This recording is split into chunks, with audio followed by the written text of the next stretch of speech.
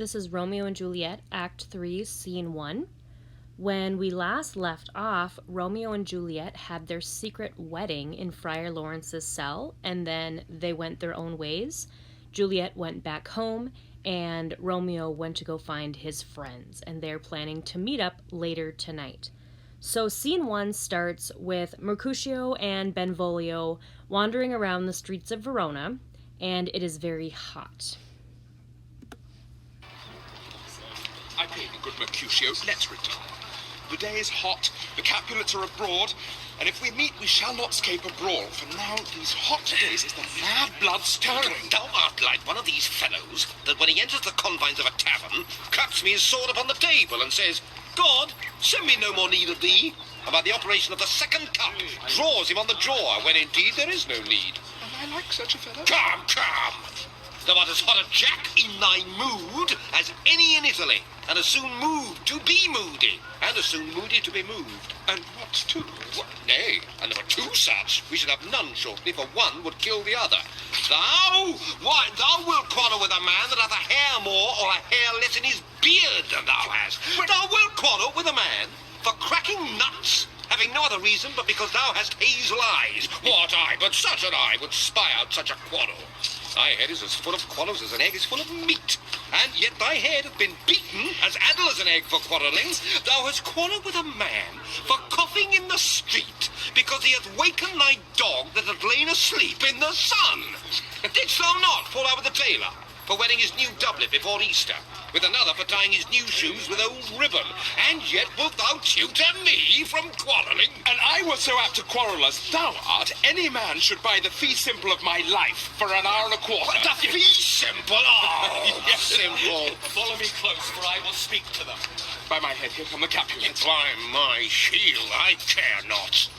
So Benvolio and Mercutio are kind of going back and forth, and Benvolio says, it's really hot, we should go inside, because if we come across some Capulets, we're for sure going to get into a fight, because when it's hot out, people become really angry really easily. And Mercutio starts talking about Benvolio and saying that Benvolio is actually a hothead himself. So he has been this peacekeeper up until now. But Mercutio says, you have such a temper. If there were two men like you, one of them would die because you would kill one another. He says, you pick a fight with somebody because they have one more whisker in their beard than you. You pick a fight with somebody because they cough and it wakes up their dog who is sleeping in the street. So Mercutio is talking about Benvolio as if he is not a peacekeeper. If maybe he's actually more of a fighter than he's led on to believe. And Benvolio doesn't confirm or deny this, but instead the Capulets start to show up. So Tybalt, who is on the hunt for Romeo, walks onto the scene. Gentlemen, good evening. A word with one of you. But one word with one of us? Couple it with something. Oh, make it a word and a blow. You shall find me apt enough to that, sir. And you will give me occasion. Could you not take some occasion without giving? Mercutio, thou consortst with Romeo. Consort? What? Dost thou make us minstrels? And if thou make minstrels of us, look to hear nothing but discords. Here's my fiddlestick. Here's that shall make you dance. Zounds! Consorts! We talk here in the public haunt of men. Either withdraw into some private place, or reason coldly of your grievances, or else depart. Here all eyes gaze on us. Men's eyes were made to look, and let them gaze. I will not budge for no man's pleasure, I. Benvolio? Well, peace be with you, sir. Here comes my man. But So Tybalt walks up and asks if they have seen Romeo. He says, may I have a word with you? And Mercutio, who doesn't really care what people think of him, said, why not couple it with something? How about a word and a blow? So he's starting a fight with Tybalt right then and there. And eventually, Benvolio kind of breaks them up and says, hey, you guys, if we're going to fight, we need to take this inside, because if we fight in the streets again, we know what's going to happen. We'll have to pay with our lives. So we need to get out of here. And Mercutio says, I don't care. People can see us. Men's eyes were made to look. Well, right then, Romeo walks in, and Tybalt says, have a good day. here comes the guy I'm looking for.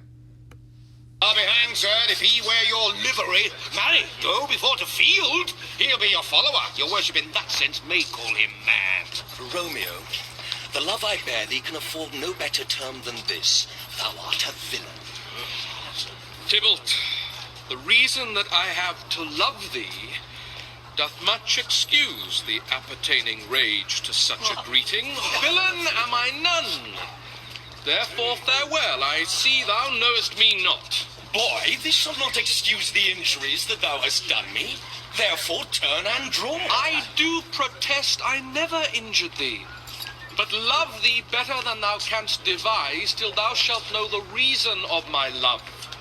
And so, good Capulet, which name I tender as dearly as mine own, be satisfied. Oh, calm, dishonorable, vile submission. And the staccato carries it away. Tybalt, you rat catcher.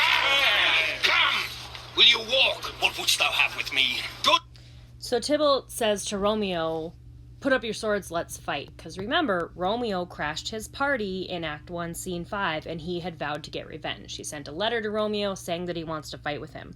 Romeo never got that letter. It was intercepted by Mercutio and Benvolio, and Romeo doesn't want to fight Mercutio. Or, I'm sorry, he doesn't want to fight Tybalt. And Tybalt says, I hate you, you're a villain. And Romeo says, Tybalt, I have reason to love you. Let's put aside our rage. I love you more than you can understand. Until you know the reason why I love you, we need to just part ways. So we know that Romeo is now married to Tybalt's cousin, Juliet, right? But he can't tell Tybalt that because it's a secret marriage. And so he can't explain to Tybalt why he now loves him instead of hates him, but he doesn't want to fight. So since he refuses to fight, Mercutio steps in and says, hey Tybalt, I'll fight you. Good king of cats! Nothing but one of your 9 lives that I mean to make bold withal, and as you shall use me hereafter, dry beat the rest of the 8. Now will you pluck your sword out of his pilcher by the ears? Make haste! Lest mine be about your ears ere it be out. I am for you, gentle Mercutio, put thy rapier up. Come, sir, your passado. Draw, Benvolio, beat down their weapons. Gentlemen, for shame, forbear this outrage. Tybalt, Mercutio, the prince expressly hath forbid this banding in Verona streets. Hold, Tybalt! Good Mercutio! Mercutio! Away, Tybalt!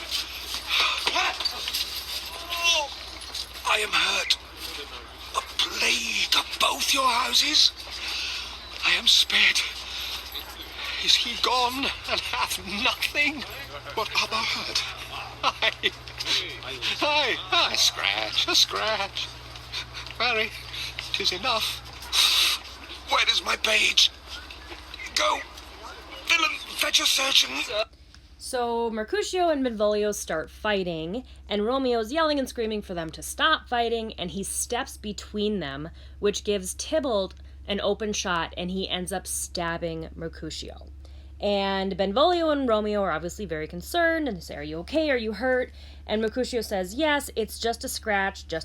So remember, this is the Prince of Cats that he was fighting. Tybalt is referred to as a Prince of Cats, so it's just a scratch from this cat. And so he's kind of playing it off as if it's not that big of a deal. But he has been stabbed. Courage, man. The hurt cannot be much. Why, no. 'Tis not so deep as a well, nor so wide as a church door. But 'tis enough. 'Twill serve. Ask for me tomorrow, and you shall find me a grave man. I am peppered, I warrant, for this world. A plague of both your houses. Zoons, a dog, a rat, a mouse, a cat, to scratch a man to death. A braggart, a rogue, a villain that fights by the book of arithmetic. Why the devil came you between us? I was hurt under your arm. I thought all for the best. put me into some house. Benvolio, or I shall faint. A plague of both your houses. They have made worms meat of me. I have it, and soundly too. Your houses. Come, bring him in.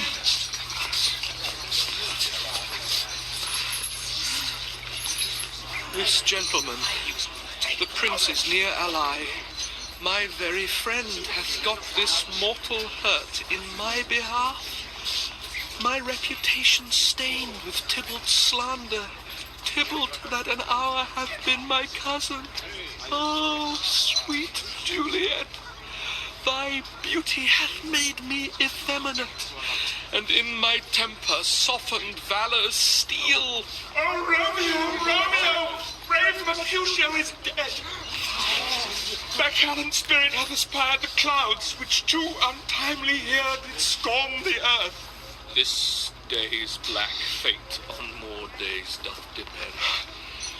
This but begins the woe others must end. So as Mercutio is laying there, Romeo says, "Courage, man, the hurt cannot be much." And as Mercutio lies there dying, he's still making jokes. He says, "No, it's just a scratch from a cat. It's not as deep as a well or as wide as a church door, but it is enough. It'll do the job." He makes another pun and says, "If you ask for me tomorrow, you will find me a grave man." So grave meaning upset and sad, but also he will be in his grave. As he is saying these words, he continues to say, "May a plague strike on both your houses." So a plague of both your houses, meaning that this is Romeo's fault. He is blaming Romeo for this. And not only Romeo, not only the Montagues, but the Capulets as well. So a plague to both the Montagues and the Capulets. This is their fault. He blames Romeo and says, "Why did you come between us?" Romeo says, "I thought I was doing the right thing." And eventually they take Mercutio away to someone's house where he dies. And Romeo then blames himself, and he says, "He was killed defending me, defending my cousin, who's only been my cousin for less than an hour, and now someone has already died." And so at the end there, Romeo says, "This but begins the woe others must end," which is some foreshadowing, because he's saying today is the start of a terror that will end in the days ahead by someone else. Here comes the furious Tybalt back again. Alive in triumph and Mercutio slain, away to heaven respective lenity, and fire-eyed fury be my conduct now. Now, Tybalt, take the villain back again that late thou gavest me, for Mercutio's soul is but a little way above our heads, staying for thine to keep him company. Either thou or I, or both, must go with him. Thou wretched boy that didst consort him here shall with him hence. This shall determine that.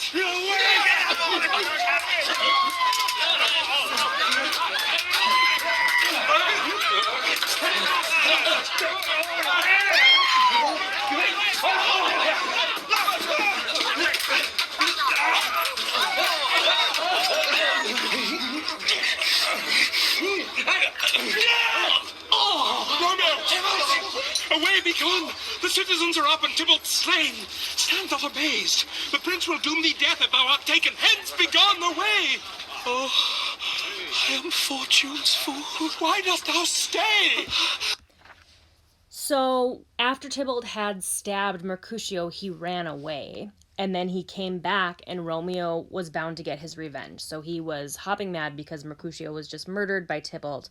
And he says to him, "Either you or I, or both of us, have to go join Mercutio. He is still floating right above our heads. He has just died. And either you or I, or both of us, must join him." And so he's saying to Tybalt, one of us needs to die. I'm going to kill you or you're going to kill me, but let's go. So they fight, and Romeo ends up killing Tybalt. So just in this last scene, both Mercutio and Tybalt have been killed. And Benvolio says, "Romeo, run away. Everybody just saw what happened. And the prince said, if we fight in the streets again, we're going to pay with our lives. So you got to get the heck out of here." And Romeo says, "Oh, I am Fortune's fool," meaning How do I have such terrible, horrible luck? So you can decide if you think he really does have bad luck or if maybe he brings this bad luck on himself. But either way, both of these guys are dead and Romeo needs to get out of here. Which way ran he to kill Mercutio? What about that murderer? Which way ran he? There lies that Tybalt. Up, sir, go with me. I charge thee in the prince's name, obey.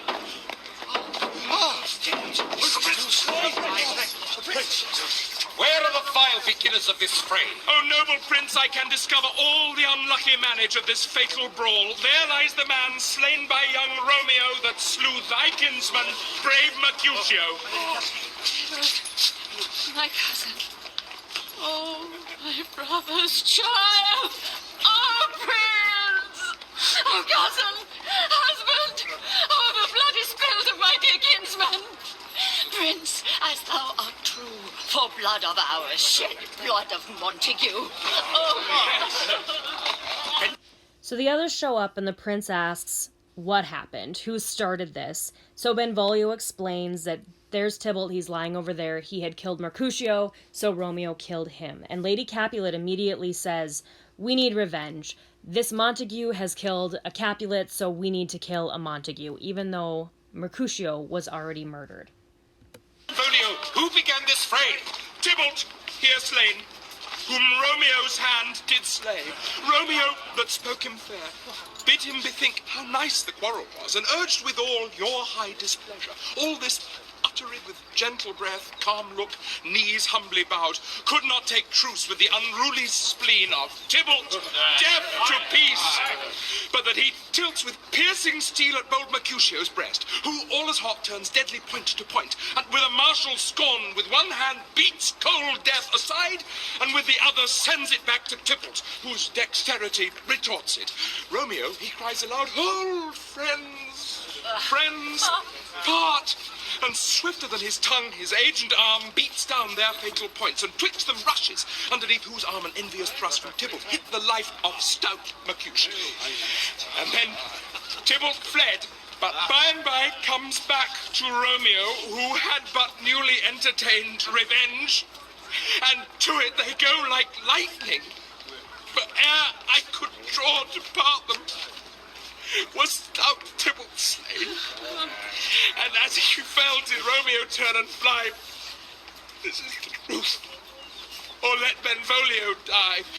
So just like at the beginning of the play, when the servants were fighting and Benvolio was asked what happened, he again explains everything that just happened. So he says, Tybalt tried to start a fight, and young Romeo tried to stop him. He was very polite, and he was talking about love and saying how silly this argument is.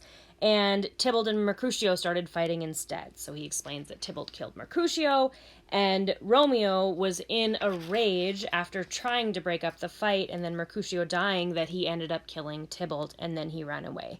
And so he says, I promise this is the truth, or let Benvolio die. So he did tell a quick recap of what had just gone on.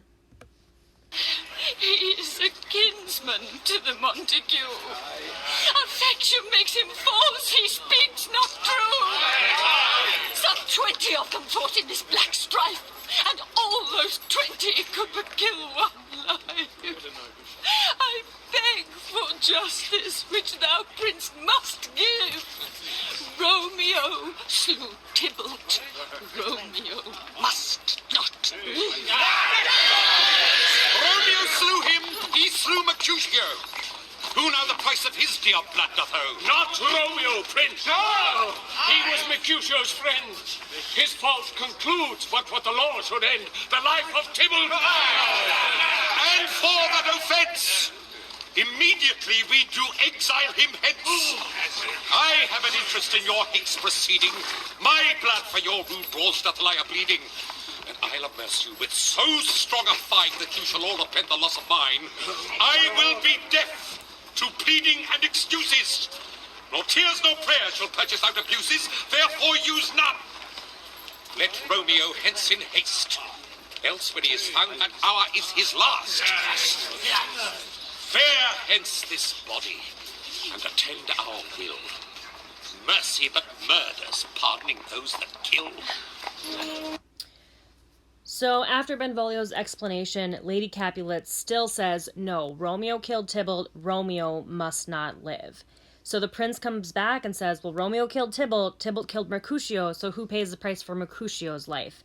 And Montague shows up and he says, well, not Romeo. Romeo was simply defending his friend. He was doing justice because Tybalt killed Mercutio. So it's already been an eye for an eye. 2 people have already died. We shouldn't kill Romeo for it. And the prince kind of listens, but he also makes the point that this has now affected his family. Because remember, he is related to Mercutio. And so a member of his family has died because of this feud, and he is really upset about it. And so he says, I'll punish you so harshly that you'll cause me, your regret will cause me this loss. And Romeo is now banished from Verona. So tell Romeo to leave the city immediately, or if he is found, he will be killed. So he is not necessarily sentencing Romeo to death right now, but he's saying that he can no longer be in Verona. And that's the end of scene 1.